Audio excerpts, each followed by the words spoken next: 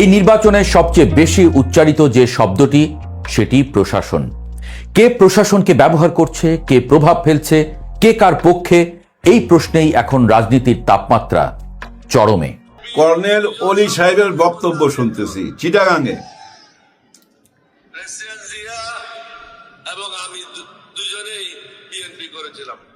ওনারাই বিএনপি, দুজনে মিলে কিন্তু বিএনপি দলটা করে। ক্যাপ্টেন অলি আহমদ হিসাবে সর্বপ্রথম পাকিস্তানের বিরুদ্ধে বিদ্রোহ করেছিলাম। এখানে উনি ক্লিয়ার করে দিচ্ছে যে কে প্রথম বিদ্রোহ করছে।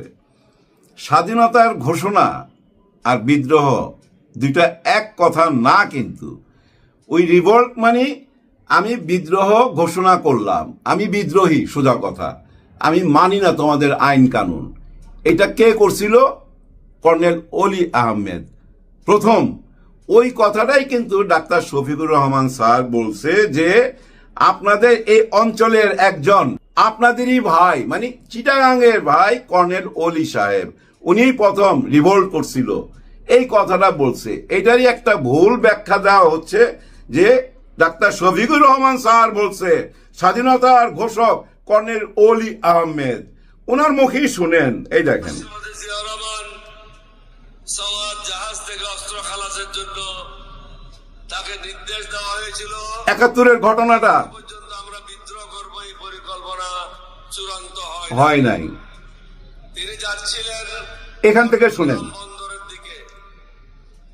ইতিমধ্যে আমি যখন খবর পেলাম ঢাকাতে শুরু হয়ে গেছে গোলাগুলি, ঢাকা ক্যান্টনমেন্টে, গ্রাম সেনানিবাসে গোলাগুলি শুরু হয়েছে, কুমিল্লা ক্যান্টনমেন্টে ৮ম বেঙ্গল সেনাদেরকে নিয়ে আমি বিদ্রোহ করি এবং প্রেসিডেন্ট জিয়াকে দেওয়ানহাট নামক স্থান থেকে ফিরিয়ে নিয়ে আসে। শুনেন এরপর একটু। দুজনে মিলে কালুঘাট বেতার কেন্দ্রে যায়। পরের দিন তিনি বাংলাদেশের স্বাধীনতা ঘোষণা করেন। এইখানেই এই যে এইটুকুই কাহিনী, কিন্তু উনি বিদ্রোহ ঘোষণা করছেন এবং ওনার সিনিয়র জিয়াউর রহমান ওনাকে নিয়ে কালুরঘাট ওই যে রেডিও অফিসে যায় স্বাধীনতার ঘোষণা দিছে। কিন্তু মেন ঘোষককে বঙ্গবন্ধু শেখ মুজিবুর রহমান, ওনার হইয়া জিয়াউর রহমান ঘোষণা দিছে। আর উনি প্রথম ব্যক্তি যে রিভোল্ট করছিল, আর উনি প্রথম ব্যক্তি যে বিদ্রোহ ঘোষণা করছিল আর্মির মধ্যে, মানে কর্নেল অলি সাহেব।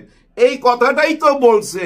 এই কথাটার ভাঙ্গা চুইরা ঘুরে আইনা বলতেছে কি জিয়াউর রহমান ঘোষক না, কর্নেল অলি ঘোষক। মানে পচাইতে হবে, পচাচ্ছে, পচান, কোনো অসুবিধা নাই। এগুলো কেউ সিরিয়াসলি নিয়েন না ভাই। নির্বাচনে এরকম খেলাধুলা চলবে। আমি ওনার বদনাম করুন, উনি আমার বদনাম করবে, এটা চলতে দেন, এগুলো কানে নিতে নাই। কিন্তু গায়ে হাত তোলা যাবে না। গায়ে হাত না তুইলা যত ইচ্ছা তত কাদা ছোড়াছুড়ি করেন, কোনো অসুবিধা নাই। এর মধ্যে তো দেখছেন আপনারা একটা ভিডিও খুব ভাইরাল হচ্ছে, খালিদুজ্জামান, ডাক্তার খালিদুজ্জামান ক্যান্টনমেন্টে যায়া এমপিদের সঙ্গে খারাপ ব্যবহার করছে। এমপি মানে মিলিটারি পুলিশ। চেক পোস্টে ওনাকে বাধা দিছে। কেন বাধা দিছে? ওনার সাথে ওই যে মাল টাল আছে ওনার বডিগার্ডদের সঙ্গে, ওই আর্মস দেখা বাধা দিছে।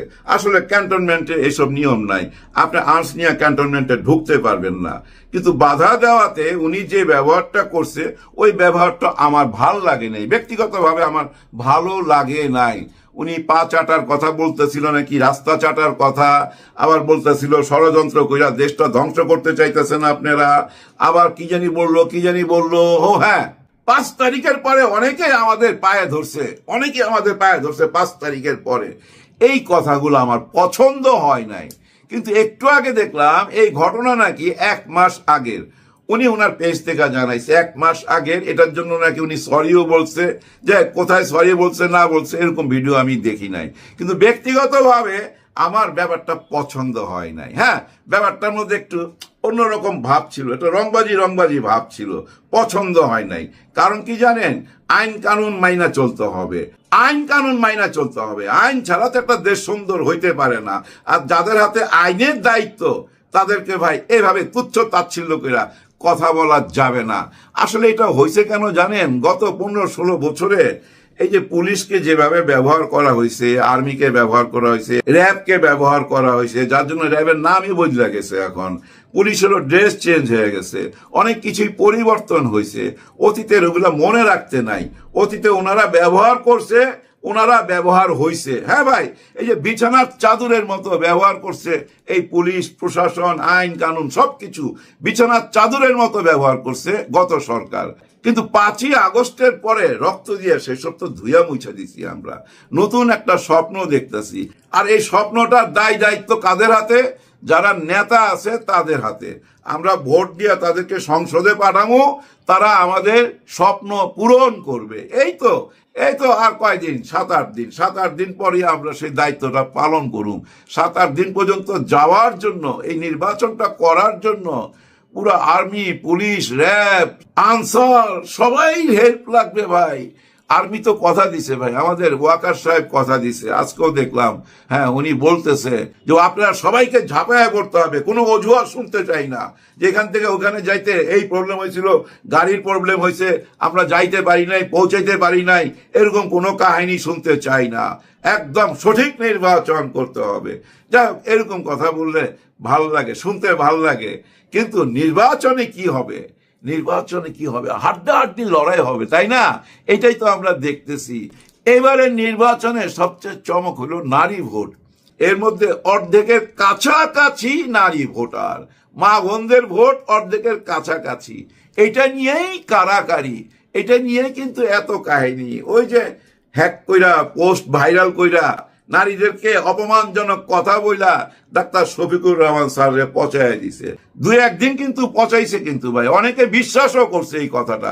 এখনো টক শোতে গেলে দেখবেন অনেকে এটা নিয়ে তর্ক করে, এখনো টক শোতে এটা নিয়ে তর্ক হচ্ছে, কন্টেন্ট তৈরি হচ্ছে। কারণ নেতা বলছে যে না, এইটা হ্যাক হয় নাই, এই ঘটনা সত্যি, ওনারা গা বাঁচাইবার জন্য এই নাটক করতেছে। বুঝছেন? এগুলা চলবে, এগুলা মাইন্ড করার কিছু নাই। হ্যাঁ ভাই, মাইন্ড করার কিছু নাই। আপনি আমার বিরুদ্ধে দাঁড়াইছেন, আমি আপনার গুণ গামু নাকি? আপনারা তো আমি পচামুই, এটাই স্বাভাবিক, এটা চলতে থাকুক, কোনো ব্যাপার না। তবে বুদ্ধির খেলায় আগে চলে গেছে ডাক্তার শফিকুর রহমান। একটা গেম খেলছে ভাই, এটা মজার গেম। সেটা কি জানেন? একটা টক শোর আয়োজন করতে বলছে, মানে পলিসি ডিবেট করবে ওনারা। এই আয়োজনটা কারা করবে? ছাত্র শিবির ঢাকা বিশ্ববিদ্যালয়ের মধ্যে বিশালভাবে আয়োজন করবে। বাংলাদেশের যত কূটনৈতিক আছে তাদেরকে দাওয়াত করবে, বাংলাদেশের যত সাংবাদিক আছে সবাইকে দাওয়াত করবে, বুদ্ধিজীবীদের দাওয়াত করবে, এবং এই জনসাধারণও যাইতে পারবে। তারপরে কি হবে? মঞ্চের মধ্যে তারেক রহমান সাহেব আর ডাক্তার শফিকুর রহমান স্যার দুজনে মিলা বক্তব্য রাখবে। ওনাদের কি মিশন, কি ভিশন সব তুলে ধরবে, দেশ নিয়ে ওনারা কি ভাবতে চায়। একজন আরেকজনকে প্রশ্ন করতে পারবে। হ্যাঁ ভাই, একজন আরেকজনকে যখনই প্রশ্ন করার সুযোগটা আসবে, ওই তখনই দেখবেন এই যে ডাক্তার শফিকুর রহমান স্যার এমন এমন প্রশ্ন তুলে নিয়ে আসবে যেটা জবাব দেওয়া কঠিন হয়ে যাবে। হ্যাঁ ভাই, অতীতের অনেক কিছুই টাইনা নিয়ে আসবে। অতীতে কি কি ঘটছে এগুলো আর আমি রিপিট করতে চাই না, আপনারা সবাই জানেন। আবার এই পক্ষ থেকেও কিন্তু অনেক কিছু তুইলা ধরবে, মানে তারেক রহমান সাহেব বলবে 71-এর কথা বলবে। 71-এ আপনাদের কি ভূমিকা ছিল, মা বোনদের সঙ্গে আপনারা কি কি করছেন, এই প্রশ্ন কিন্তু করবেই। এবং ওনারা যখন জবাব দিবে যে আমরা তো আপনাদের সঙ্গে সরকার গঠন করছি, উনি তখন বলবে তখন তাইলে কেন বাইরে হয়ে গেলেন না? আমাদের সরকার যখন বিশ্ব চ্যাম্পিয়ন হয়েছে 4 বার, তখন কেন আপনারা বাইরে হয়ে গেলেন না? ওনারা তখন বলবে আমাদের যে 2-3 জন মন্ত্রী ছিল এরা নিষ্পাপ। এই কথাবার্তাগুলো আমরা শুনতে পামু, দেখতে পামু। শুধু বাংলাদেশ না ভাই, প্রবাসী ভাই বোনরাও দেখতে পাবে, এবং ওনাদের কথাবার্তা থেকে আমরা বুঝে নিব কাকে ভোট দেওয়া যায়। 11 দলের পক্ষ থেকে ডাক্তার শফিকুর রহমান স্যার যে আহ্বানটা করলো, এখন তারেক রহমান স্যার সেটা মাইনা নিবে কি? বিরাট বড় প্রশ্ন। আমার মনে হয় মাইনা নিতে পারে, কিন্তু আমাকে যদি ব্যক্তিগতভাবে জিজ্ঞাসা করেন আপনার পরামর্শ কি, আমি বলবো না, মাইনা নিয়েন না। কিন্তু উনি মাইনা নিতে পারে, কারণ কি জানেন? এই যে পলিসি ডিবেটটা, এটা কিন্তু আমাদের দেশের কালচারে নাই। এই যে গত 54 বছর যত নির্বাচন দেখছেন, এরকম কোনো ঘটনা আমাদের চোখে পড়ছে না। কিন্তু আপনি যুক্তরাষ্ট্রের দিকে তাকান, যুক্তরাজ্যের দিকে তাকান, ওইখানে এইসব পলিসি ডিবেট হয়, নির্বাচনের ঠিক কয়েকদিন আগেই এরকম ডিবেট হয়, সারা দেশের মানুষ দেখে। ওই কালচার থেকেই তো আসছে, লন্ডন থেকে আসছে না তারেক রহমান সাহেব, ওই কালচারের ভিতর দিয়েই তো আসছে। যার জন্য আমার মনে হয় মাইনা নিতে পারে, কিন্তু মাইনা নিলেই কিন্তু একটা ফাঁদে পড়া যাবে। হ্যাঁ ভাই, ফাঁদে পড়া যাবে। কারণ কি জানেন ভাই, একটু ব্যাখ্যা দেই। তারেক রহমান সাহেব গত 17 বছর একটি ঘরে বৈশা একটি ক্যামেরার সামনে এই দেশের সাথে যোগাযোগ রাখছে, সব খবরই রাখছে, কিন্তু ওই ক্যামেরার মাধ্যমে। আর ডাক্তার শফিকুর রহমান উনি কিন্তু মাঠ পর্যায়ে ছিল, উনি জেলে গেছে, বাইর হইছে, আদালত পাড়ায় গেছে, আবার বাইর হইছে, নিজেকে লুকায় রাখছে, গুপ্ত করছে, এইভাবে রাজনীতি কইরা কইরা এইভাবেই আজকে এই অবস্থায় আসছে, একদম ধারের কাছে নিঃশ্বাস ফেলতেছে, তাই না? যার জন্য এই ওপেন টকশোর আয়োজন করার আহ্বান জানাইছে ডাক্তার শফিকুর রহমান। এটা কিন্তু বিদেশি কালচার, ওই বিদেশি কালচারটা দেখেন বাংলাদেশে উনি আমদানি করলো, ধইরা নেন। এখন দেখা যাক উনি রাজি হবে কিনা, কিন্তু আমি বলবো রাজি হয়েন না ভাই, রাজি হয়েন না। দেখেন, আমার মনে হয় রয়টার বা বিদেশি একটি পত্রিকায় যখন তারেক রহমান সাহেব সাক্ষাৎকার দেয়, উনি নিজেই বলছে যে আমি বলতে পারি কম, আমি মাঠ গরম করতে পারি কম, কিন্তু আমি ভাবতে পারি, পড়তে পারি, লিখতে পারি, ধীরে ধীরে কথা বলতে পারি। মাঠ গরম করতে পারে না। কিন্তু ওই যে টক শো বা ওই যে পলিসি ডিবেট, এখানে তো ভাই যে গরম করতে পারবে জয় তারই হবে। কিন্তু ডাক্তার শফিকুর রহমান তো রোদে পোড়া মানুষ, জুলুম সহ্য করা মানুষ, জালিমদের জুলুম সহ্য কইরা ওই জালিমদেরকে খেদায়া, ওই জালিমদেরকে দিল্লি পাঠায়া এখন ওনাকে আহ্বান করতেছে, আসো আমরা টক শো করি, আসো আমরা পলিসি ডিবেট করি। হ্যাঁ ভাই, এটা একটা বিরাট ফাঁদ। যাই হোক, ভিডিওটা বেশি বড় করুম না, আপনারা বেশি কিছু টেনশন নিয়েন না। আজকে ওয়াকার সাহেবের, জনাব ওয়াকার সাহেবের একটা বক্তব্য শুনলাম, উনি সোজাসাজি বলছে নির্বাচন ভালো হবে, কোনো দুশ্চিন্তার কারণ নাই। আর্মি, বিমান বাহিনী, সব বাহিনী, পুলিশ, র্যাব, আনসার, সবাই নাম নিয়ে উনি বলছে যে সবাই আপনাদের পাশে থাকবে, মানে আমাদেরকে একটা ভরসা দিছে। এবং আর্মি ভাইদেরকে সবাইকে বলছে কোনো অজুহাত চলবে না। হ্যাঁ ভাই, কোনো অজুহাত শুনবো না। এক এলাকা থেকে আরেক এলাকা যাইতে কেন দেরি হলো মাঝখানে, এই অজুহাত শুনতে চাই না। যে কোনোভাবেই হোক ওইখানে পৌঁছাইতে হবে যেখান থেকে কোনো কল আসবে, এরকম কথা বলছে। যা ভরসা করতে চাই, স্বপ্ন দেখতে চাই, পজিটিভ মাইন্ডে থাকতে চাই। সবার জন্য সবাই দোয়া করবেন। আল্লাহ হাফেজ।